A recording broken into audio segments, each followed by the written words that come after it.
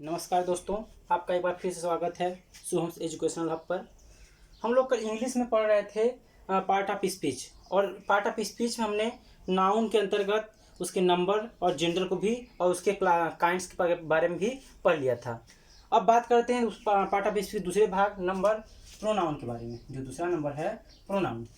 Pronoun क्या किसे कहते हैं? वे शब्द जो संज्ञा के स्थान पर संज्ञा के बदले प्रयोग किए जाते हैं उसे सर्वनाम कहते हैं।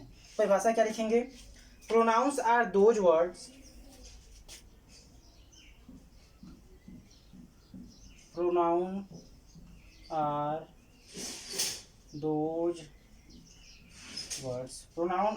Words which are used in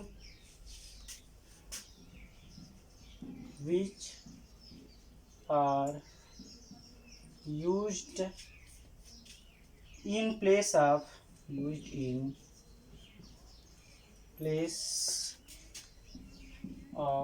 a noun। क्या कह रहा है? सर्वनाम वे शब्द होते हैं जो प्रयोग किए जाते हैं किसके स्थान पर? संज्ञा के स्थान पर। Pronoun are those word which are used in place of noun. ठीक है, अब बात करते हैं कि इस प्रोनाउन के कितने प्रकार है, काइंड्स ऑफ प्रोनाउन। तो देखिए, काइंड्स ऑफ प्रोनाउन की बात किया जाए तो हर अलग अलग स्तर पर प्रोनाउन के जो भाग हैं वो अलग अलग मिलते हैं। जैसे हम छोटे स्तर पर जाए तो कहीं 4 प्रकार मिलते हैं, कहीं 5 प्रकार मिलते हैं। अगर बड़े स्तर पर जाए तो 6 प्रकार, 7 प्रकार, 8 प्रकार, 10 प्रकार, 11 प्रकार तक के प्रोनाउन होते हैं। लूसेंट वगैरह में 11 प्रकार के शायद दिया होगा। तो लेकिन हमारा जो बेसिक शिक्षा है, बेसिक शिक्षा में हम जो बीटीसी का बात करते हैं, बीटीसी में केवल मुख्यतः 5 प्रकार के प्रोनाउन की बात करता है। तो देखिए कौन कौन से 5 प्रकार हैं। Kinds of pronoun. Kinds of pronoun के अंतर्गत देखिए कौन कौन से पार्ट आते हैं। पहला पार्ट आता है पर्सनल प्रोनाउन। पहला कौन सा आता है? Personal pronoun. Personal pronoun. Personal pronoun क्या कहते हैं? व्यक्ति वाचक सर्वनाम। व्यक्तिवाचक सर्वनाम। नंबर 2 पे आता है डेमोन्स्ट्रेटिव प्रोनाउन। दूसरा DEMONSTRATIV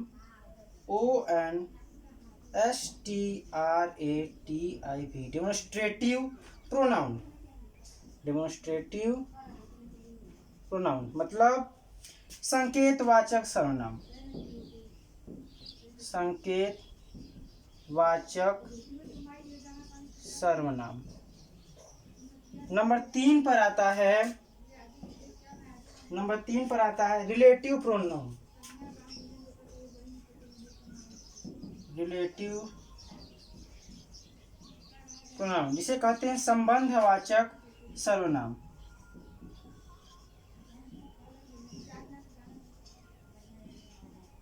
संबंधवाचक सर्वनाम। नंबर 4 पर आता है, नंबर 4 पर क्या आएगा? Interrogative pronoun. इंट्रोगेटिव प्रोनाउन इसे कहते हैं प्रश्नवाचक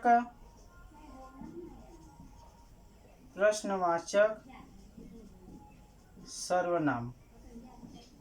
ठीक। और नंबर 5 पर आता है रिफ्लेक्सिव प्रोनाउन। रिफ्लेक्सिव प्रोनाउन इसे कहते हैं निजवाचक सर्वनाम।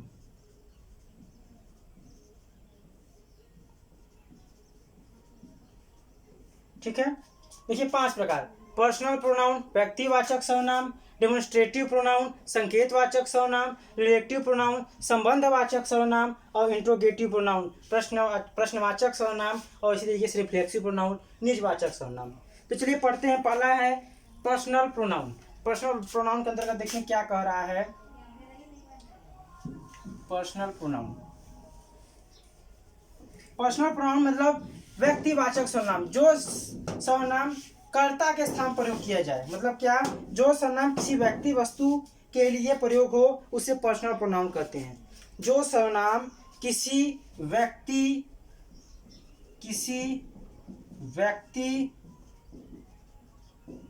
या वस्तु के लिए प्रयोग हो, जो सर्वनाम किसी व्यक्ति या वस्तु के लिए प्रयोग हो, कहाँ पर, संज्ञा के स्थान में कर सकते हैं। जो स्थान किसी व्यक्ति या वस्तु के लिए प्रयोग हो उसे कहते हैं पर्सनल प्रोनाउन। जैसे कहता Ram is a good boy, जैसे कहता Ram is a good boy. यहाँ पर देखिए जो राम है ये तो नाउन है, राम क्या है, नाउन है, और लेकिन उस राम भी एक व्यक्ति है। इसके स्थान पे हमने क्या कहा, he is a good boy. हमने क्या कहा, he is a good boy. तो यहाँ पे देखिए राम की जगह क्या प्रयोग किया, ही प्रयोग किया, और ही हमारा क्या हो गया, पर्सनल प्रोनाउन। इसीलिए कहता आई एम, कहता इसे कि आई एम अ स्टूडेंट, क्या कहता, आई एम अ स्टूडेंट। वहाँ पे आई क्या हो जाता, आई भी हमारा पर्सनल प्रोनाउन हो जाता। अब आइए बात करते हैं पर्सनल प्रोनाउन की उस तालिका है कि पर्सनल प्रोनाउन में क्या क्या आते हैं उसके बारे में बात कर लेते हैं।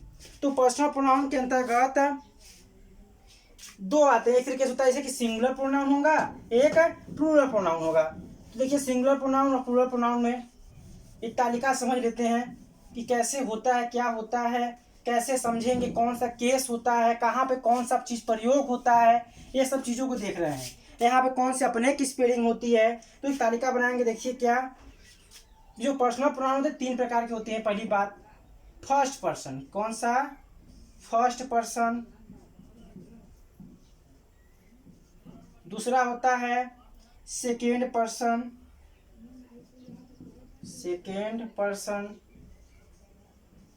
और तीसरा होता है थर्ड पर्सन। ठीक है, ये तीन पर्सन के हमारे क्या होते हैं, प्रोनाउन होते हैं, first person, second person, third person. तो तालिका में हम क्या बनाते हैं, पहला, ये देखिए दो भाग पहले करते हैं, पहले दो भाग, एक भाग में लिख देते हैं सिंगुलर और एक भाग प्लूरल। एक भाग हो जाएगा सिंगुलर और दूसरा भाग प्लूरल। ठीक है, तो आप देखिए सिंगुलर में भी देखिए तीन भाग करते हैं, सिंगुलर में भी तीन भाग। एक होता है नॉमिनेटिव, एक होता है पॉजिटिव, और एक होता है ऑब्जेक्टिव। क्या होता है नॉमिनेटिव, इसमें भी तीन पार्ट करते हैं। इसी तरीके से इसमें भी तीन पार्ट करेंगे। ठीक, तीन पार्ट कर लिया। अब इस तीन पार्ट में करेंगे नॉमिनेटिव।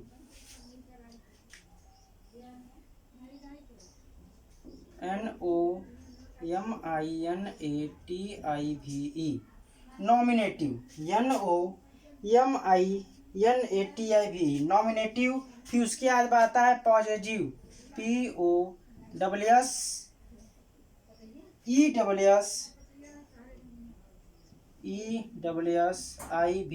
पॉजिटिव। और यहाँ पे होता है ऑब्जेक्टिव, OBJECTIVE।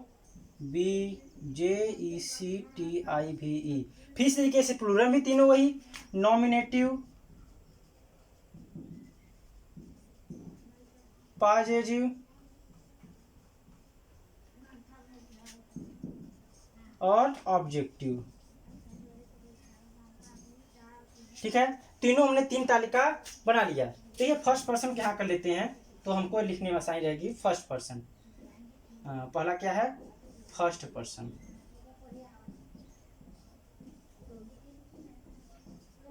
फर्स्ट पर्सन, तो ये फर्स्ट पर्सन में क्या आता है, अगर एक वचन बात करें तो आएगा आई। क्या आएगा, आई। आई मतलब क्या होता है, मैं। फिर उसका पॉजिटिव केस होगा माई, माई मीन्स मेरा।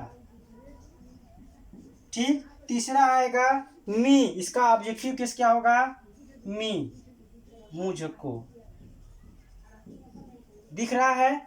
ऐसा नहीं कि छोटा ज़्यादा हो गया हो जी, ठीक दिख रहा।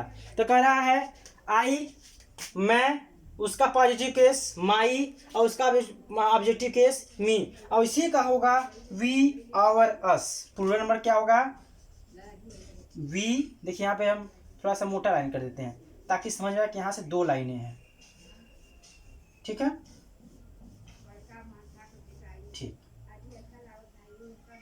ये रहा। ठीक, तो होगा वी। वी मीन्स हम होता है, या हम कह सकते हैं वी, और वी मीन्स हम हुआ, हम सब। और तो वी का होता है आवर। वी का होता है आवर मीन्स हमारा, और इसका ऑब्जेक्टिव केस होता है अस। अस मीन्स हम सबका या हमको। ठीक, अब इसी के बाद आता है सेकेंड पर्सन। ये आइए फर्स्ट पर्सन खत्म हुआ, तो आते हैं सेकेंड पर्सन पर। सेकेंड पर्सन में क्या आता है? दाऊ। सेकेंड पर्सन में दाऊ, THU, दाऊ। दाऊ मीन्स होता है तू। क्या होता है? तू, कहते हैं तू। और उसके बाद आता है दाई। दाई, दाई मीन्स तेरा। फिर उसके बाद आता है दी, तुझको। क्या होता है? दी।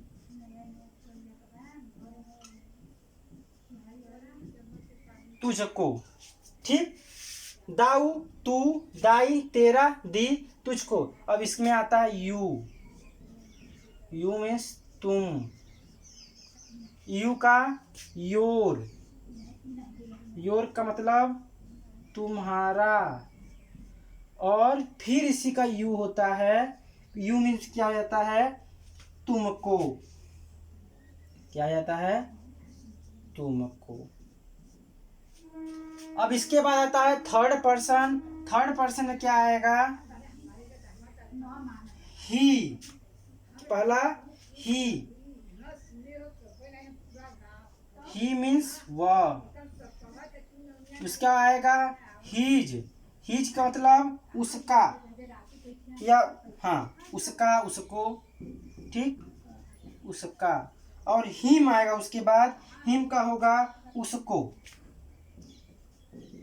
हिम का होगा उसको। हिम का क्या होगा? उसको। ठीक, और उसी तरीके से इसी सिंगुलर में आता है सी। सी मीन्स भी होता है वह, स्त्रीलिंग के लिए।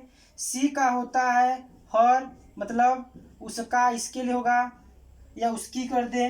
ठीक, ये स्त्रीलिंग है तो। और इसी का, इसका भी तीसरा क्या होता है? हर, उसको हो जाएगा, उसकी, उसको। ठीक है, ये भी क्या हो जाएगा? उसको। और इसका तीसरा होगा इट। इट मीन्स भी होता है वह, ये न्यूट्रल जेंडर के लिए प्रयोग होता है। और न्यूट्रल जेंडर में इट प्रयोग हुआ तो इसका हो जाता है इट्स। इट्स, इट्स का मतलब हो जाता है उसका। और फिर यहाँ पे इट होता है, और इट का हो जाता है उसको। ठीक, और ये रहा प्लूरल नंबर सिंगुलर। और इसमें प्लूरल नंबर आता है। प्लूरल नंबर में से केवल एक आता है। क्या आता है? दे। क्या आता है? दे मीन्स होता है वे। इसका होता है देयर। देयर मीन्स होता है वे। उनका होता है, कह सकते हैं उनका। दे मीन्स होता है उनको। ठीक, अब एक चीज ध्यान देंगे, ये जो फर्स्ट पर्सन का करता है ये रहा। फर्स्ट पर्सन का करता ये रहा। सेकेंड पर्सन का जो रहा प्रोनाउन क्या रहा? ये रहा। और थर्ड पर्सन का प्रोनाउन ये रहा।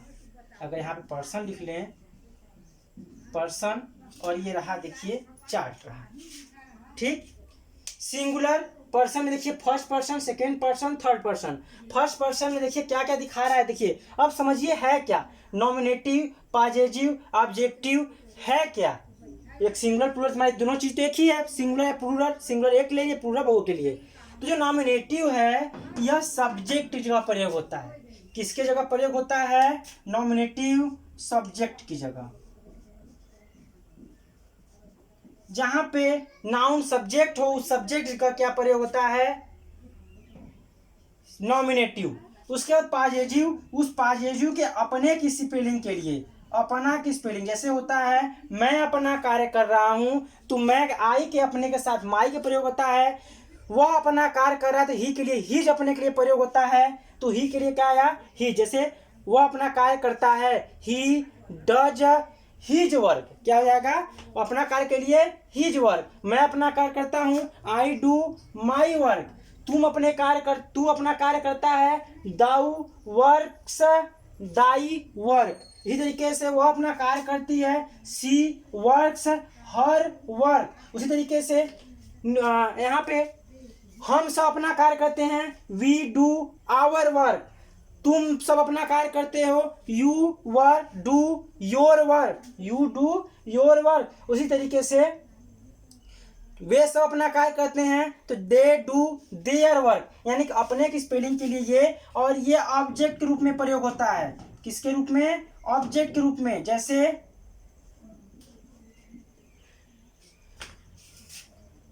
क्या कहते हैं, जैसे कि वह तुमको मारता है, वह तुमको मारता है। तो वह देखिए, तो अब कर्ता के रूप में प्रयोग हुआ, तो ही बीट्स यू। देखिए इसका तुमको मारता है, यू का देखिए ऑब्जेक्ट क्या हुआ, यू, तो इसलिए वह तुमको मारता है। कहेगा वह हम सबको मारता है, ही बीट्स अस। क्या हो जाएगा, ही बीट्स अस। कहता है कि वह उन सबको मारता है, ही बीट्स देम। देखिए यहाँ पे क्या हुआ, ऑब्जेक्ट के लिए देम हो गया। कहता वह उसको मारता है, ही बीट्स हिम। कहता वह उसको मारती है, सी बीट्स हर। ठीक है, यानी कि अगर ऐसे कोई अगर रहे तो यहाँ पे सब्जेक्ट रूप में प्रयोग होगा, ये अपने के लिए प्रयोग होगा, और ये ऑब्जेक्ट के रूप में। इसी तरीके से ये भी तीनों वही चीज है। अब बात करते हैं प्रोनाउन के अगले प्रकार की। प्रोनाउन का अगला प्रकार है डेमोन्स्ट्रेटिव प्रोनाउन, जिसे कहते हैं संकेतवाचक सर्वनाम। डेमोन्स्ट्रेटिव प्रोनाउन, इस संकेतवाचक प्रोनाउन सर्वनाम, यानी इस शब्द से पता चल रहा है कि संकेत की ओर बात करेगा। अगर संकेत की बात करेगा तो वहां पे कौन सा प्रोनाउन आएगा, डेमोन्स्ट्रेटिव प्रोनाउन। ठीक है, देखते हैं डेमोन्स्ट्रेटिव प्रोनाउन को।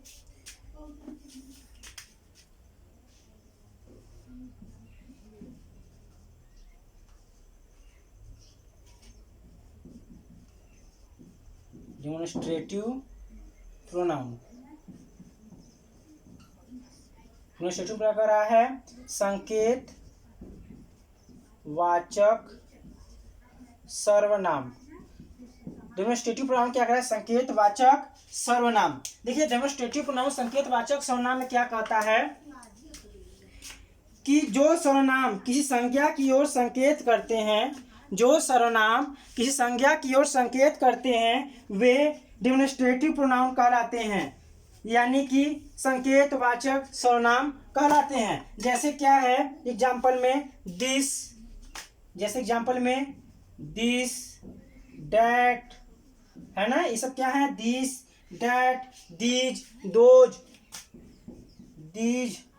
दोज, ये सब क्या है, डेमोन्स्ट्रेटिव प्रोनाउन है। पर ध्यान देंगे, इनके बाद तुरंत क्रिया का प्रयोग होता है, इनके बाद तुरंत क्रिया का प्रयोग होता है। ठीक, इनके तुरंत बाद क्रिया। जैसे वह एक कलम है, दिस, यह एक कलम कर देते हैं, दिस इज अ पेन। अगर वह एक कलम होता तो डैट इज अ पेन। तो देखिए ये प्रयोग हुआ तो इसके बाद तुरंत क्रिया आई।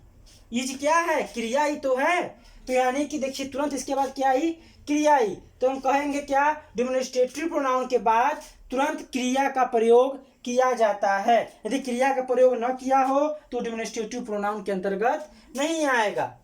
अब अगला देखते हैं, अगला प्रकार क्या है। अगला प्रकार है रिलेटिव प्रोनाउन, संबंध वाचक सर्वनाम।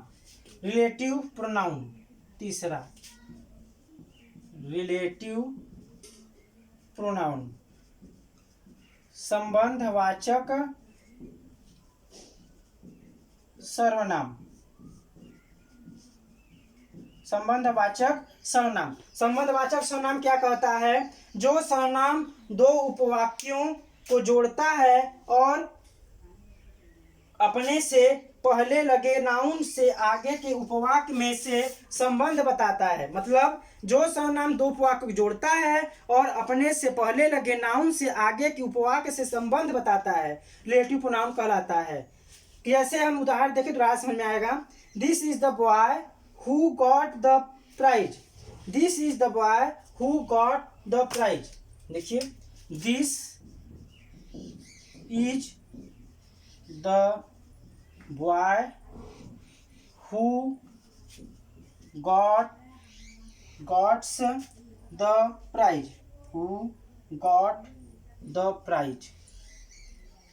द प्राइज क्या कर रहा है?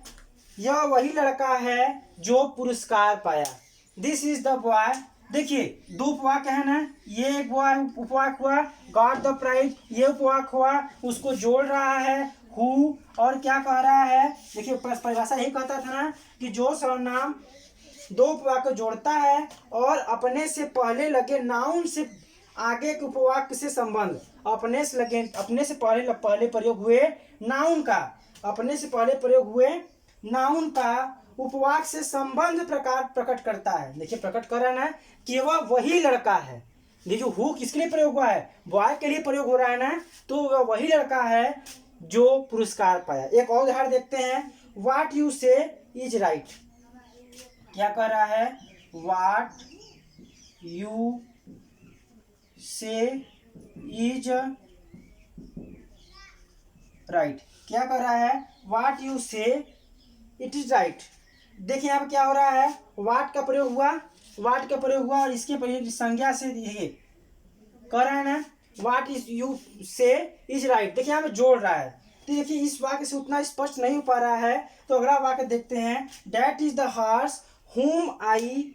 डैट इज द हॉर्स, इसको देखते हैं, हटाते हैं, क्योंकि ये देखिए थोड़ा सा हिडन था, कॉमा के साथ इसको कुछ वर्ड्स में हिडन था। तो देखिए, कहते हैं that is the horse.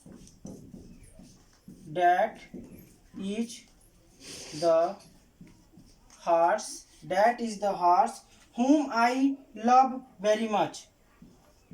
Whom I love very much. देखिए, whom है, इसके पहले प्रयोग हुआ नाउन है और उस नाउन से ही दोनों उपवाक्यों को संबंधित कर रहा है। तो ये क्या हो गया? जब रिलेटिव प्रोनाउन हुआ, संबंध है, वाचक है, सर्वनाम हुआ। ठीक है।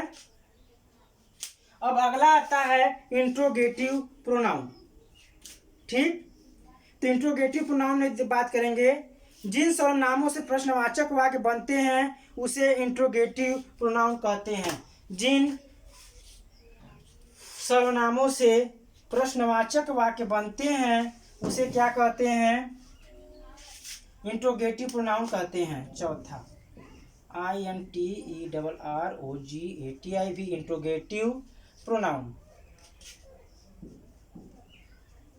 इंट्रोगेटिव प्रोनाउन क्या कह रहा है? जिन शब्दों से, जिन सर्वनाम से क्या कह रहा है, प्रश्न पूछे जाते हैं उसी को इंट्रोगेटिव प्रोनाउन कहते हैं। जैसे कहते हैं हु आर यू। क्या कहते हैं? हु आर यू, तुम कौन हो। तो क्या हो गया? हु इंट्रोगेटिव प्रोनाउन हो गया। जैसे व्हाट इज दिस, यह क्या है। जैसे अगला हो जाता व्हाट इज दिस, यह क्या है। तो इसमें देखिए व्हाट क्या हो जाता? इंट्रोगेटिव प्रोनाउन हो जाता, क्योंकि प्रश्न पूछ रहा है, तो प्रश्न पूछ रहा है तो क्या हो जाएगा? इंट्रोगेटिव प्रोनाउन हो जाएगा। देखिए, हम ध्यान देंगे, कह रहा इंट्रोगेटिव प्रोनाउन के अर्थ ककारवाचक होते हैं। ककारवाचक मतलब क, क्या, कौन, कैसे। ककारवाचक मतलब क्या? जैसे कौन, क्या, कैसे, कब, कहाँ, कितना, किसको, कौन सा। तो देखिए, क से सब स्टार्ट हो रहा है ना, इसी को कहते हैं ककारवाचक। तो क्या कह रहा है? ककारवाचक में परंतु जबकि, देखिए कह रहा है इंट्रोगेटिव प्रोनाउन के अर्थ ककारवाचक होते हैं, जबकि रिलेटिव प्रोनाउन के जो होते हैं वो जकारवाचक होते हैं। ठीक है, समझ में आ रहा है। जैसे हु मिस होता है कौन, लेकिन यहाँ पर रिलेटिव प्रोनाउन क्या हुआ? जो। जकारवाचक जो, जिसका ना, जितना, जिसकी। देखिए जकारवाचक जो से प्रारंभ हुआ, देखिए शब्द वही है हु यहाँ भी है, हु यहाँ भी है, परंतु यहाँ पे जकारवाचक का प्रयोग हो रहा है, जैसे जिस, जिसका, जो, जितना, और यहाँ पे किसका, कौन, कितना, ऐसा प्रयोग हो रहा है। इंट्रोगेटिव में ककारवाचक और रिलेटिव में जकारवाचक। ये कंफ्यूजन मत हुई, ककारवाचक क्या है, जकारवाचक क्या है। ककारवाचक मतलब क से प्रारंभ होगा, जकारवाचक मतलब ज से प्रारंभ होगा। ठीक है। इंट्रोगेटिव प्रोनाउन की बात आते हैं। रिफ्लेक्सिव प्रोनाउन, पांचवा क्या है, रिफ्लेक्सिव प्रोनाउन। रिफ्लेक्सिव प्रोनाउन निजवाचक सर्वनाम। निजवाचक सर्वनाम, निजवाचक सर्वनाम क्या कहता है कि जिन शब्दों में सेल्फ या सेल्फ का लगा होता है वे रिफ्लेक्सिव प्रोनाउन कहलाते हैं। क्या लगा हो, सेल्फ लगा हो या क्या लगा हो, SELVES, सेल्फ लगा हो, वे क्या होंगे, रिफ्लेक्सिव प्रोनाउन होंगे। जैसे the boy hurt himself, the boy